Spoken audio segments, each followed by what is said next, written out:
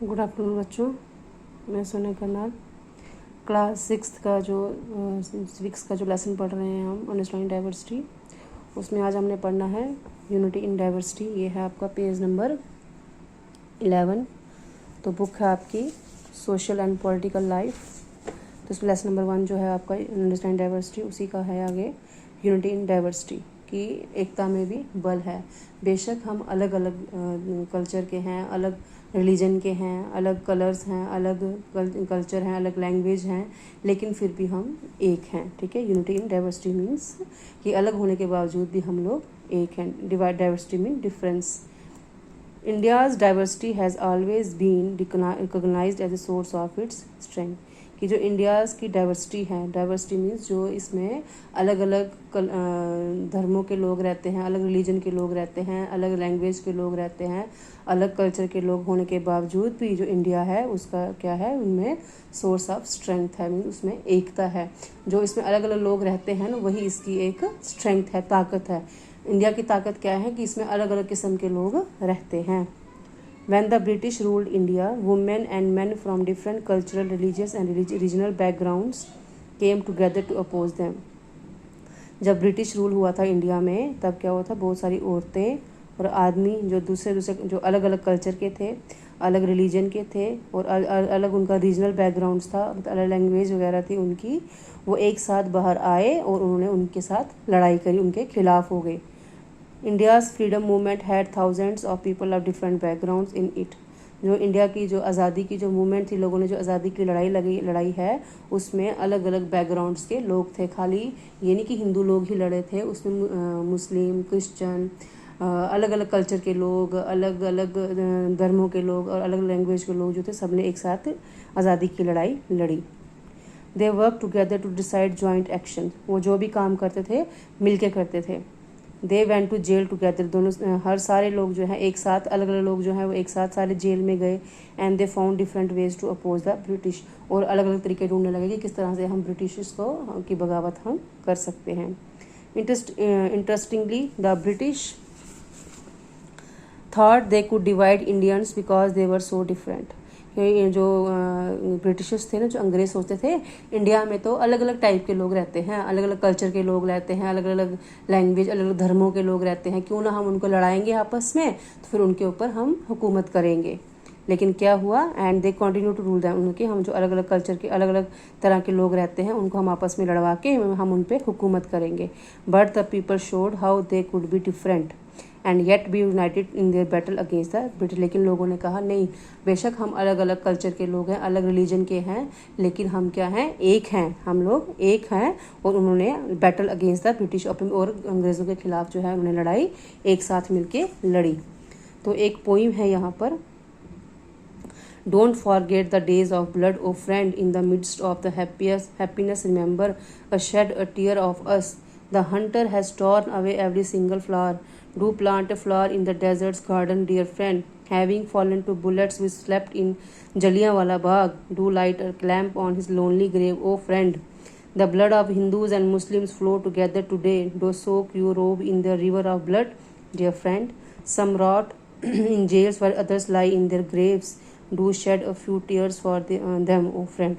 इसमें ये जो गाना है, दिस सॉन्ग वाज संग आफ्टर द जलियांवाला बाग। जलियांवाला बाग हुआ था वहाँ पे, जलियांवाला अमृतसर में है जलियांवाला बाग। वहाँ पे क्या बहुत सारे लोग जो थे वो इकट्ठे हुए थे 13 अप्रैल 1990 में। ठीक है, 13 अप्रैल 1919 में, 13 अप्रैल 1919 में अमृतसर में जलियांवाला बाग में एक मास्करे मीन्स एक खूनी खेल खेला गया था वहाँ पर। In which the British general open fire on a large group of unarmed peaceful people, killing many and wounding even more. तो जो जनरल डायर था उसने क्या किया था, चारों तरफ से दरवाजे, जलियांवाला बाग जो था चारों तरफ से दरवाजे बंद कर दिए थे। और जो इंडियन आर्मी थी, जो फौजी थे, उनको हुक्म दे दिया कि चारों तरफ से गोलियां बरसाना शुरू कर दो। ये हुआ था 13 अप्रैल 1999 में, खूनी खेल खेला गया था।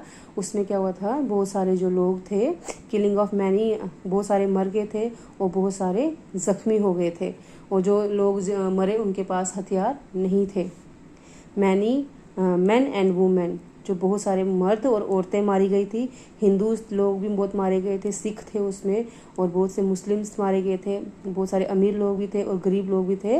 वो इकट्ठे हुए थे वहाँ पे ब्रिटिश के खिलाफ, ठीक है, ब्रिटिश के बगावत करने के लिए, ब्रिटिश अंग्रेज़ों के खिलाफ बगावत करने के लिए वहाँ बहुत सारे लोग इकट्ठे हुए थे, जिनमें औरतें भी थी, मर्द भी थे, बच्चे भी थे, और हिंदू भी थे, मुस्लिम्स भी थे, और सिख्स भी थे, अमीर भी थे और गरीब थे।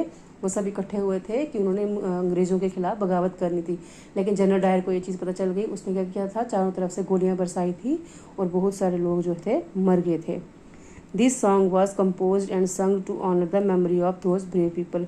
और जो बहादुर लोग जो मारे गए थे वहाँ पे जलियांवाला बाग में, उनकी याद में फिर ये जो गाना जो है ये गाया जाता है।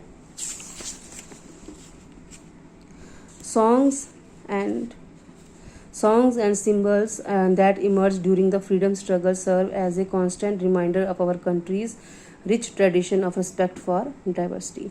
कि बहुत सारे गाने हैं और बहुत सारे सिम्बल्स हैं जो हमें बताते हैं कि बनाए गए थे फ्रीडम स्ट्रगल, ठीक है, जिन्होंने आज़ादी की लड़ाई लड़ी थी ना, तो उससे उनके लिए बहुत सारे गाने बनाए गए थे और बहुत सारे सिंबल बनाए गए थे, निशानियाँ बनाई गई थी बताने के लिए कि हमारे कंट्री में डाइवर्सिटी होने के बावजूद भी, डिफरेंस होने के बावजूद भी सब जो थे वो एक थे। Do you know the story of the Indian flag? क्या आपको इंडियन फ्लैग की स्टोरी पता है? It is use as a symbol of protest against the British by people everywhere. तो ये सिंबल है कि जो हर आदमी जो था उसने अंग्रेज़ों के खिलाफ जो है वो लड़ाई लड़ी थी।